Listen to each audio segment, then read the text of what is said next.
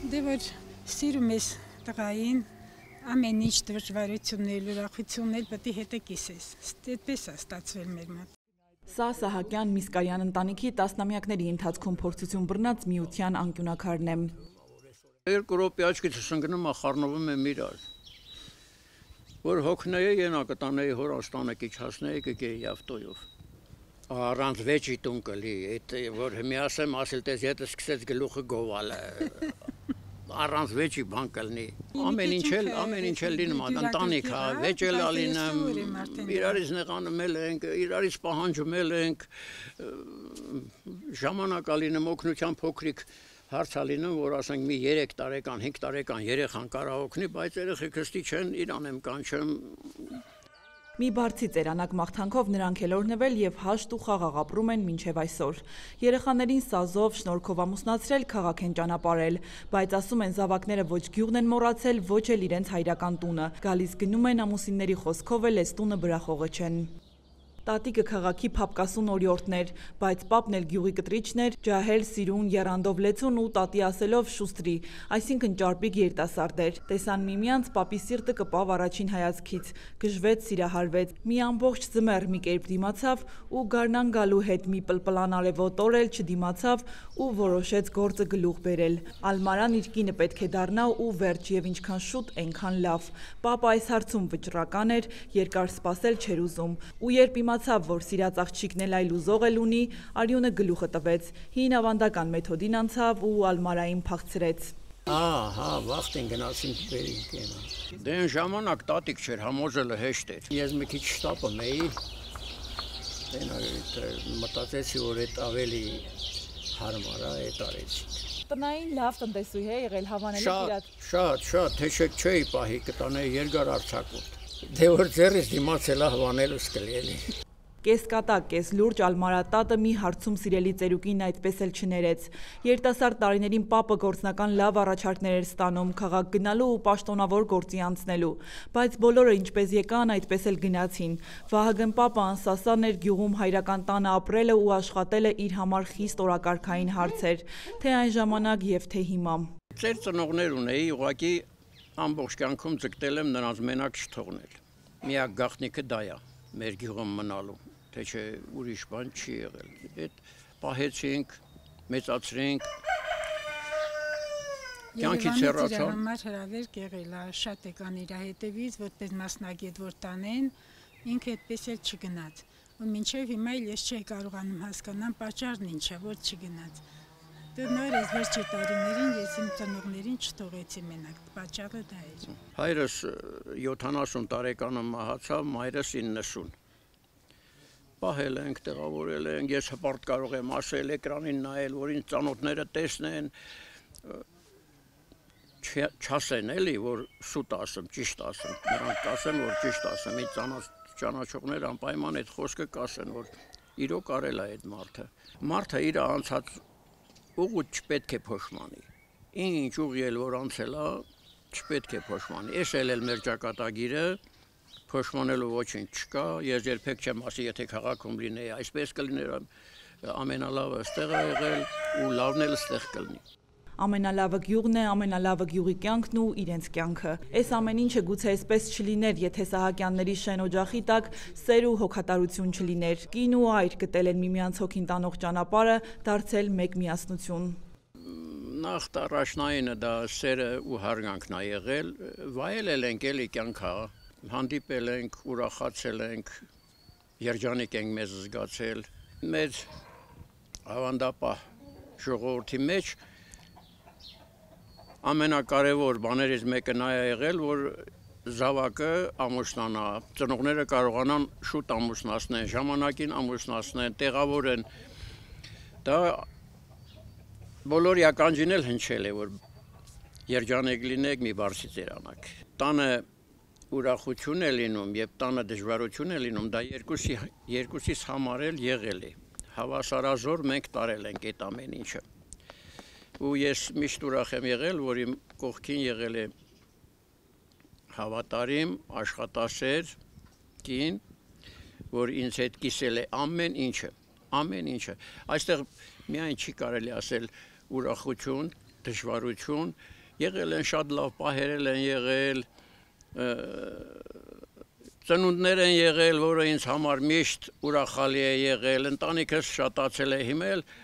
նույն տեմպով թորներ եմ ունենում, ուրախանում եմ, այնպես որ այդ ամեն ինչը մենք միասին կիսել ենք։ Տատն ու պապը գյուղի ծանր հոգսն են իրենց ուսերին կրում, բայց չեն դժգոհում։ Եվ ամենևին էլ հոգ չէ, որ տնտեսությունում երիտասարդ օգնող ձեռքեր չունեն։ Մեկը մյուսին անխոս լրացնելով, ջան ու ջիգերով քաղցր կյանք են վայելում։ Հարկ եղած դեպքում կոստյում գալստուկը հանում ու գոմ մտնում, կով ու կթանանում։ Ես գիտեմ, որ առավոտը ժամը 7-ին պետք է արթնանամ, դուրս գամ ծրագրով, կովը խնամեմ, խոժերին խնամեմ, լավ եղանակներին մեղուներս խնամեմ, բարենպաստ պետք է մեղվի համար բարենպաստ օր ընտրել, ամեն օր չի կարելի մեղվին ձեռք տալ։ Ինձ համար փոքրիկ տնտեսություն եմ ստեղծել, դա դժվարություն իրենից չի ներկայացնում, որ երիտասարդները վախենան։ Ցանկություն է ցույց անում փոքր, ցանկություն է պետք։ Ցանկություն է պետք, այո, ցանկություն է պետք, մեկ տարվա մեջ կարելի է մի այնպիսի տնտեսություն ստեղծել, որ իրեն բավարարի, իրեն ընտանիքին բավարարի, աշխատեն։ Գյուղում հողին մոտ ապրելը մարդուն կենդանասեր է դարձնում։ Գյուղատնտեսական կենդանիների խնամքից բացի հոգ են տանում նաև ինքնակամ, նրանց խնամքի ետևից եկած կատուներին կերակրում, գուրգուրում։ 6 հատ կատու ունենք, ոչ կարողանում ենք մենք ազատվենք, ոչ էլ իրանք են ստեղից գնում։ 6 հատ կատու ունենք։ Հումորայինն է, դա մի փոքրիկ տնտեսություն է մեր ընտանիքի համար, ամբողջ ընտանիքով առաջինը կատուները պետք է լավ կերակրենք, պահենք, անկողինները անկյունում սարքածա քնեն, վեր կենան մանգան, իրիկունը հավաքվեն։ Առօրյա հոգսերի, հողի ու կենդանիների, նաև փիսիկների խնամքից հետո մի փոքր ժամանակ էլ մնում է մտածելու գյուղի, գյուղատնտեսության ու երկրի ճակատագիրը քննարկելու։ Պապն այս հարցում իր աներկբա կարծիքն ունի, որ տատը ընդունում է անվերապահ։ Հենց սկզբից ասենք, որ Վահագն պապը տեղի թե անտեղի չափազանց լավատեսական է տրամադրված ապագայի հանդեպ, բայց այնպես չի, որ չի նկատում խնդիրները։ Իմ տարիքը թույլ է տալիս ասելու, որ մինչև 60-նական թվերը մեր երկրը սով է եղել, դա ես շատ եմ ափսոսում, որ քիչ են խոսում եւ ընդհանրապես չեն խոսում, միգուցե հպարտությունից ելնելով։ Դժվարությունները միշտ մեր ազգին ուղեկցել են, միշտ, մինչև այսօր էլ, բայց այսօր մի պահ է ստեղծվել, որ աշխատող մարդը կապրի։ Ես նեղանում եմ այն մարդկանցից, ովքեր աշխատասեր չեն, հատկապես երիտասարդներն է խոսքս ուղղվում, աշխատել է պետք։ Մարդիկ շատին են ձգտում, հեռագնա աշխատանքի են գնում, բայց հայրենիքը դա մարդու ծնողներն են, հայրենիքն էլ համարում են, որ մայրն է, մենք չպետք է լքենք մեր հայրենիքը։ Այսօր մեծ թվով արտագաղթած մարդիկ ունենք, միթե նրանք չեն կարոտում իրենց հայրենիքին, իրենց պապենական գերեզմանատանը, իրենց ընտանիքին, իրենց երեխաներին։ Առաջ խանութ էր մտնում, ոչինչ չկար։ Հիմա կան խանութներ, որ մտնում ես, ճնշումդ բարձրանում է, ընտրելու հարցը դժվարանում է, որը առնես, որը թողնես։ Դա առատություն է, ճիշտ է, դա մենք չենք ստեղծել, ներկրով է բոլորը, բայց պետք է համախմբվենք, աշխատենք, արարենք, ստեղծենք, մենք էլ ունենանք այդպիսի արդյունաբերություն, այդպիսի տնտեսություն, այդպիսի սեփական արտադրանք եւ այլը եւ այլը։ Միշտ էլ վատ է եղել այն մարդու համար, ով անբան է եղել։ Այն մարդը, որ աշխատող է եղել, ապրել է, ընտանիք է պահել, սովետական միության տարիներին կար արդյունաբերություն, այդ արդյունաբերությունը գյուղատնտեսությանը պահում էր։ Հիմա չունենք արդյունաբերություն, գյուղատնտեսությունը մենակ է մնացել։ Դա բոլորն էլ գիտեն, որ գյուղատնտեսությունը վնասակար ճյուղ է պետության համար, պարարտանյութ է պետք, լավ տեխնիկա է պետք, այսօր մեր գյուղերում տեխնիկայի 90%-ը 80-ական, 90-ական թվականների տեխնիկա է, որ դժվար են աշխատում։ Ամեն ինչի հիմքում դնելով աշխատանքն ու աշխատասիրությունը Վահագն Պապը հատկապես անհանդուրժող է չաշխատող մարդկանց նկատմամբ ու պնդում է, որ եթե ամենուրեք անտարբերություն ու լոդրություն չլինի, տան, գյուղի ու հայրենիքի նկատմամբ ամեն ինչ լավ կլինի։ Հավերժական ոչինչ չկա, եւ դժվարությունը եւ վատը։ Մեր հանճարեղ Հովհաննես Թումանյանը մի գեղեցիկ բանաստեղծություն ունի, այսպես չի մնա։ Ես շատ եմ ափսոսում, որ դպրոցական տարիներին չի ուսուցանվել այդ բանաստեղծությունը։ Հիմա էլ կարող եմ ասել, կրկնել մեր Թումանյանի խոսքերը, այսպես չի մնա։ Մենք գնում ենք դեպի առաջ, լավատես մարդ ա եղել, դասը շարունակում։ Գնում ենք դեպի առաջ, խորապես համոզված եմ, որ լավ է լինելու, ոչ թե լավ, շատ լավ է լինելու։ Գալիք սերունդի համար շատ լավ է լինելու։ Այս թուլացել ենք, դրա համար են կռիվ տալիս։ Այս մենք թուլացել ենք, դրա համար են մեզ ուզում խեղդեն։ Կիրթ, շատ կիրթ Վահագն Պապի համար անհասկանալի է նաև կրթության նկատմամբ անտարբերությունը։ Մի երկու բերան էլ բաժին է հասնում Աննա Հակոբյանի նախաձեռնությանը։ Թեպետ ասում է կրթվելը այլևս նորաձև է, բայց նորաձևությունը կրթության հետ որևէ առնչություն չունի։ Կրթվելը բացարձակ անհրաժեշտություն պիտի լինի։ Ես երիտասարդ տարիներից միշտ ցանկացել եմ, որ կիրթ մարդիկ ունենանք մենք։ Երեխա է մեր հարևանը Ֆրանսիայում եղել էր, մեզ միշտ պատմեր ասեր, ես Ֆրանսիա հովիվ եմ տեսել, փողկապով եւ լայեզր գլխարկով։ Մենք զարմանում ենք, ասում ենք մեր ծնողներն էլ են անասնապահ, բա դա ինչու չեն կրում։ Այսինքն նրանք ունեցել են կիրթ հասարակարգ։ Կրթությունը բոլորին է պետք, ով ինչ աշխատանքի ուզում ա լինի, կրթությունը պետք է։ Կա բաներ իհարկե, որ իմ դուրը չի գալի, ես շատ կցանկանամ, որ մեր հեռուստատեսությամբ լինեն ուսուցողական եւ դաստիարակչական բնույթ կրող հաղորդումներ, թեկուզ գեղարվեստական կինո նկարահանում, ոչ թե գողական ռազմուրկեքով գնա, այլ գեղեցիկ խոսակցական թեմաներով, գեղեցիկ նախադասություններով, գեղեցիկ բառապաշարով։ Հիմա պետք է կրթությունը ոչ միայն համալսարանական լինի, այլ նաև լինի էկրանից, մարդը կինոնկար նայի, կրթությունը ստանա թեկուզ մի բառ, երկու բառ սովորի։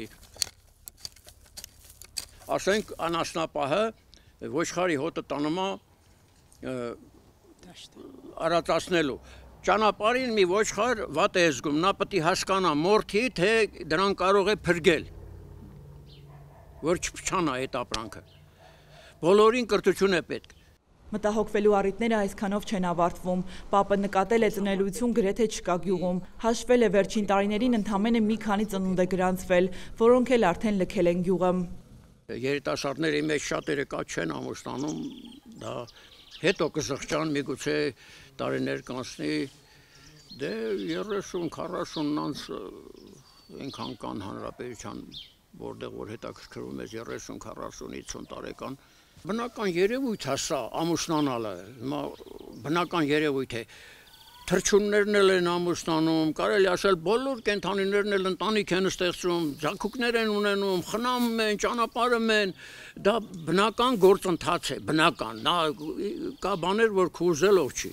դու պետք է դա անես, դա քո ներքին ձայնը պետք է քեզ ստիպի, որ ամուսնացի, ունեցի, թոռ ունեցի, ծոռ ունեցի, երեխա ունեցի, դրանից քաղցր բան, դա բնական ընթացք է, հիմա կենդանիներին ով ասում ամուսնացի, նա իր բնական ճանապարհով, ժամանակը գալով նա ամուսնանում է, զուգավորվում է։ Մարդն էլ նույն էակն է, բնության մեջ խոսող տեսակը, ուրիշ բան չկա։ Մեզնից հասկացող կենդանիներ այս բնության մեջ շատ կա։ Մարդու խելքի վրա տեղ-տեղ կասկածում են, բայց կան կենդանիներ, որ ես նրանց խելքի վրա չեմ կասկածում։ Բնազդ ենք համարում, բայց բնaz չի, նա իրոք խելք ունի, որ գոյատևել է այս երկիր մոլորակի վրա մինչև այսօր։ Դա ախր դրա հետևանքները, հլա տեսեք ինչքան ծանր կլինի մեր պետության համար։ Ես ասեմ, դա այդ բաժանությունները շատ շուտվանից են։ Սովետական միության տարիներին էլ խնդիր էր։ Սովետական միության տարիների մասին եմ խոսում, երբ մենք ամուսնացել ենք, այդ բաժանությունները միշտ պրոբլեմատիկ են եղել։ Կա թեմաներ, որ ասենք իմ նման պարզ ու հասարակ մարդը չի կարող պատասխանել, դրան էլ սոցիոլոգներ են պետք, հոգեբաններ են պետք, մանկավարժներ են պետք, խորը ուսումնասիրեն ինչ է կատարվում այս աշխարհում կամ այդ ընտանիքներում, ասենք, դե ընտանիքի նեղությունը հիմնականում պակասությունն է, պակասություն, նյութական պակասությունը, ընտանիքի մեջ մեր լոռեցիկ ասում են խոսք ու զրույցի առիթը դա պակասությունն է։ Խելամիտ կառավարում է պետք թե ընտանիքում, թե պետության ներսում։ Այսօր Հայաստանում չի գտնվի այնպիսի մարդ, որ տարատեսակ վարկային պարտավորություններ չունենա, ասում է Պապը։ Թեպետ Սահակյան ամուսինները այն եզակի դեպքերից են, որ մինչև օրս բանկի ու բանկային պարտավորությունների հետ այդպես էլ կապ չունեցան։ Իրենց թույլությունից է։ Վարկով չեն ապրում։ Վարկով չեն ապրում, վարկով ով ասում, վարկը վերցնում են տնտեսության մեջ են դնում, այսինքն մի փոքրիկ արտադրամաս են բացում, մի փոքրիկ գոմ են կառուցում, մի տրակտոր են առնում, մի ավտոմեքենա են առնում, որ իրենց ծառայի, իրենց գործերն անի, ոչ թե վեր են ունում ու ուտում այդ վարկը։ Ուտելու համար մարդը պետք է աշխատի։ Մի քարտային սիստեմա, մի հենց իմանանք 50,000 ես ստանում եմ, մի 10-20,000 թողում ենք, ընդ գիտենք, որ ունենք էլի։ Կոպեկը, էլի մեզ հերվից ջերմացնում է այդ մի երկու կոպեկը։ Ապրանք ունենք, մայր խոզեր ունեմ, կով ունեմ, լավ 3 հատ գոճիներ ունեմ, պահել եմ նպատակով։ Պետք է անենք, պետք է անենք։ Գյուղն ու գործերը կանչում են կրթությունը սիրող Վահագին, ով տանջվում է դատարկվող գյուղի ու ջահելների համար, բայց վերջում էլի լավատեսությունը չի կորցնում։ Ամեն բան լավ կլինի, միայն թե խաղաղություն լինի, ասում է Վահագն Պապը։ Նախ աշխարհին լինի խաղաղություն, մեր հայոց աշխարհին լինի խաղաղություն, մարդիկ համարձակ ապրեն իրենց հայրենիքում, աշխատասիրության պակաս կա, թող մարդիկ աշխատեն։ Քիչ ունենալը մի բան է, հեչ չունենալը ընդհանրապես ուրիշ բան է։ Համբերություն լինի բոլորին, մենք դժվար ժամանակներ ենք ապրում եւ այսօր ողջ երկիր մոլորակն է, այսպես ասած, խառը վիճակ։ Դա էլ կկարգավորվի, այդպես չի մնա։ Երիտասարդներին էլ բարի բախտ եմ ցանկանում, թող ամուսնանան, ընտանիք կազմեն, ընտանիք ունենալուց լավ բան էս աշխարհում չկա, ընտանիք, անտեր մարդը ումա պետք է։ Լավը կլինի, չէ, թող ջահելության ցավը տանեմ, թող ոչ մեկը տրամադրությունը չգցի, շատ լավ է լինելու։ Մանանա Վարոսյան, Դավիթ Թամազյան, Անկյուն Գումարած 3 հեռուստաընկերություն։